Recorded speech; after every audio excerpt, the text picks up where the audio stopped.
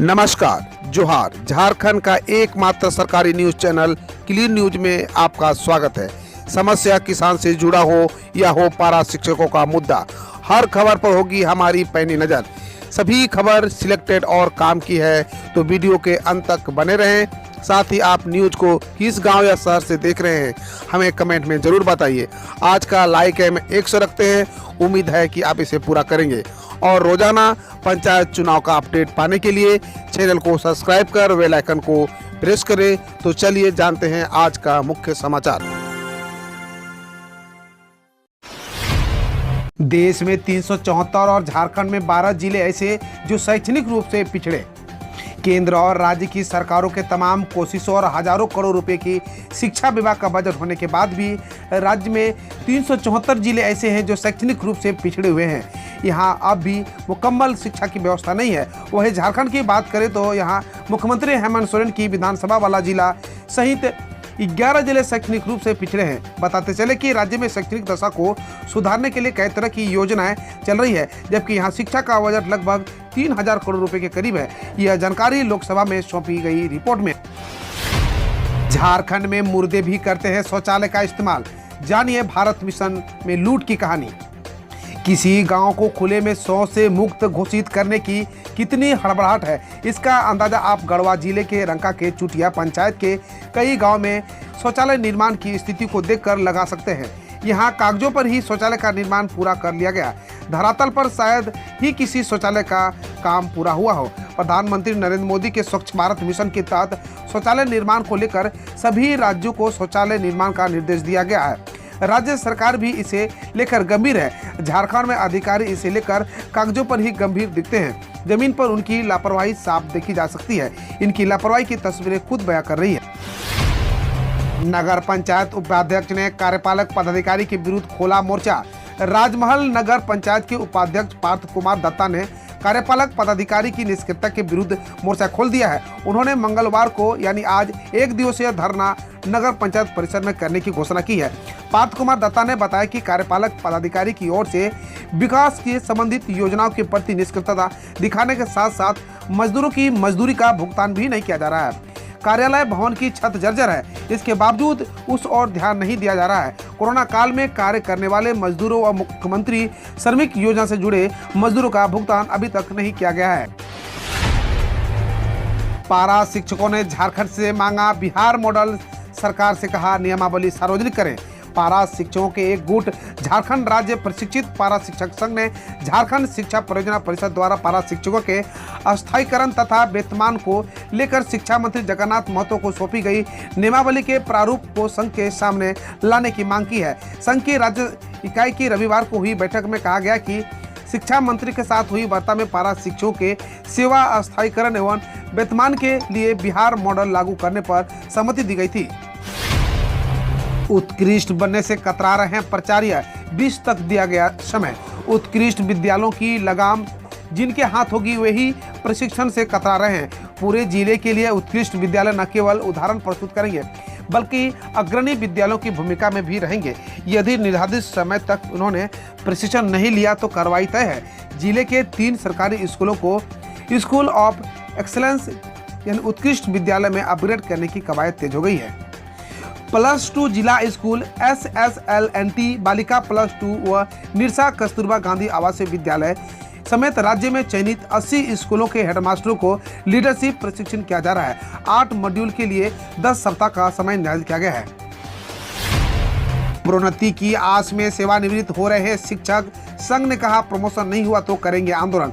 अखिल झारखंड प्राथमिक शिक्षा संघ धनबाद के द्वारा जिला शिक्षा अधीक्षक धनबाद को कुछ अति महत्वपूर्ण विषयों के ससमय निष्पादन हेतु स्मारित यह मांग पत्र जिला अधीक्षक धनबाद के कार्यालय को स्थगित कराया गया है। इस मांग पत्र में जिले के कार्यरत शिक्षक या शिक्षिकाओं के सेवा संपुष्टि कार्य को उपायुक्त के स्तर से कार्य निष्पादित करने के पश्चात जिला कार्यालय से आवश्यक प्रविष्टि करने के उपरांत जिला माध्यम से जमा किया गया था, उसी माध्यम से वापस करने की मांग की गई है। अतुल भाई कोठारी ने कहा राष्ट्रीय शिक्षा नीति का उद्देश्य व्यक्तित्व का सर्वांगीण विकास। केंद्रीय विश्वविद्यालय झारखंड में सोमवार को राष्ट्रीय शिक्षा नीति 2020 पर मंथन कार्यक्रम का आयोजन किया गया। इसमें शिक्षा संस्कृति उत्थान न्यास के राष्ट्रीय सचिव अतुल भाई कोठारी ने बतौर मुख्य वक्ता शामिल थे। कार्यक्रम की अध्यक्षता कुलपति क्षिति भूषण दास ने की। कोठारी ने कहा कि नई शिक्षा नीति के क्रियान्वयन को लेकर सभी को अपनी भूमिका समझनी होगी। सर्वप्रथम शिक्षकों को इस नीति का अध्ययन करना होगा और इसका क्रियान्वयन विभागीय स्तर पर कैसे बेहतर किया जा सकता है, इस ओर कदम बढ़ाने की आवश्यकता है। जानलेवा हमले में घायल झारखंड के पत्रकार बैजनाथ महतो का हुआ निधन। सीएम सोरेन समेत कई नेताओं ने जताया शोक। मुख्यमंत्री हेमंत सोरेन ने वीडियो जर्नलिस्ट बैजनाथ महतो के निधन पर दुख व्यक्त किया है। मुख्यमंत्री ने परमात्मा से दिवंगत आत्मा को शांति प्रदान कर शोक संतप्त परिवार को दुख की इस घड़ी को सहन करने की शक्ति देने की प्रार्थना की है। इधर मुख्यमंत्री के प्रेस सलाहकार अभिषेक प्रसाद ने वीडियो जर्नलिस्ट बैजनाथ महतो के निधन पर शोक जताया। उन्होंने ईश्वर से दिवंगत आत्मा को शांति और शोकाकुल परिजनों को दुख सहन करने की शक्ति देने की प्रार्थना की है। झारखंड के चतरा एसडीओ का स्टेशनों 25,000 घूस लेते गिरफ्तार। राशन डीलर से ले रहा था रिश्वत। झारखंड के चतरा जिले में हजारीबाग एंटी करप्शन ब्यूरो की टीम ने बड़ी कार्रवाई की है। राशन डीलर को निलंबन मुक्त करने के एवज में 25,000 रुपये रिश्वत ले रहे चतरा एसडीओ के स्टेनो चंद्रकांत को एसीबी ने गिरफ्तार कर लिया है। एसीबी के एसपी किशोर कौशल ने इसकी पुष्टि की है। निलंबित राशन डीलर से इस बाबत 50,000 में डील हुई थी। घूस लेते हुए एसीबी ने उसे रंगे हाथ गिरफ्तार कर लिया। झारखंड के सबसे बड़े घोटाले के आरोपी आरके आनंद ने किया सरेंडर। 28 करोड़ से ज्यादा का है मामला। झारखंड में 34वें राष्ट्रीय खेल घोटाला मामले के आरोपी आरके आनंद ने कल सोमवार को रांची की अदालत में सरेंडर किया।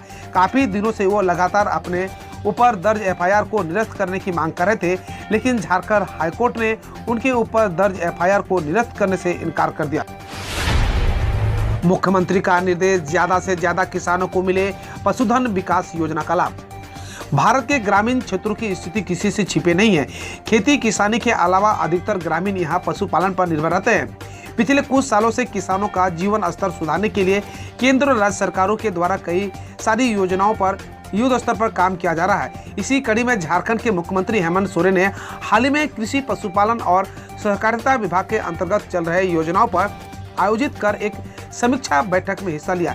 इस दौरान मुख्यमंत्री ने पशुधन योजनाओं की प्रगति और क्रियान्वयन संतोषजनक नहीं होने के कारण अधिकारियों को फटकार लगाई। मुख्यमंत्री ने निर्देश दिया कि सभी उपायुक्त जिला पशुपालन पदाधिकारी के साथ मिलकर पशुधन विकास योजनाओं को ज्यादा से ज्यादा किसानों तक पहुंचाने की कोशिश करें। झारखंड का जामताड़ा जिला एक बार फिर हुआ फेमस। इस बार खेती के लिए हो रही है चर्चा। कोरोना महामारी की तबाही ने लोगों को आत्मनिर्भर बनाना सिखा दिया, क्योंकि कोरोना को लेकर लगाए गए लॉकडाउन के कारण लोगों को खाने पीने की दिक्कतें हुई। खासकर सब्जियां को लेकर बहुत परेशानी हुई। लोगों ने इसके सबक लेकर अब खुद ही जितना संभव हो सके सब्जी उगाना शुरू कर दिया है। झारखंड के जामताड़ा जिले में ही ऐसी ही तस्वीर देखने के लिए मिल रही है। जामताड़ा जिला राज्य में संथाल परगना प्रमंडल के 6 जिलों में से एक है। लॉकडाउन के दौरान सब्जियों की कमी झेलनी पड़ी थी। जामताड़ा जिला के रहने वाले निष्पति सोरेन जिले के कई किसानों की तरह हैं। उनके पास 1.5 एकड़ जमीन है, जिस पर वह पारंपरिक रूप से मानसून के दौरान खरीफ सीजन के दौरान धान की खेती करती थी। अब खबर देश, दुनिया और देश के विभिन्न राज्यों से। बिजली बिल देख कारोबारी के उड़ गए होश। 19 लाख रुपए का थमा दिया बिल। भागलपुर में बिजली विभाग अपने ही कारनामे के कारण हमेशा सुर्खियों में रहता है। कभी बिल वसूली को लेकर तो कभी अघोषित कटौती या फिर नया कनेक्शन देने में। विभाग के कारनामे इस बार सभी हद कर पा चुका है। विभाग ने एक कारोबारी के यहां से 19 लाख का बिजली बिल भेजा है।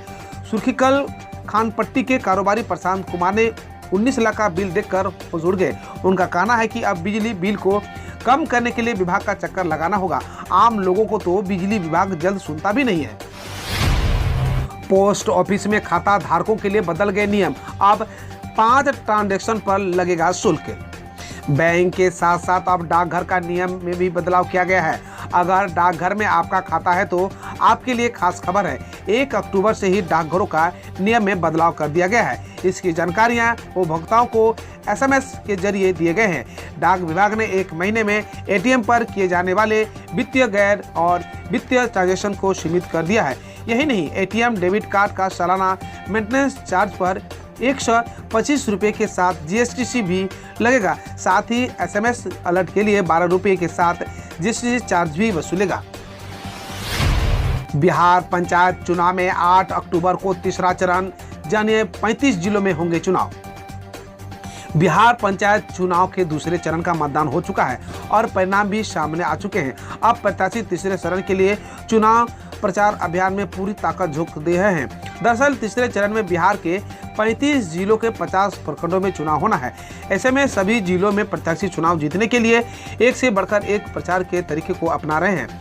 8 अक्टूबर को होने वाले चुनाव के लिए प्रचार अभियान 6 अक्टूबर तक समाप्त हो जाएगा।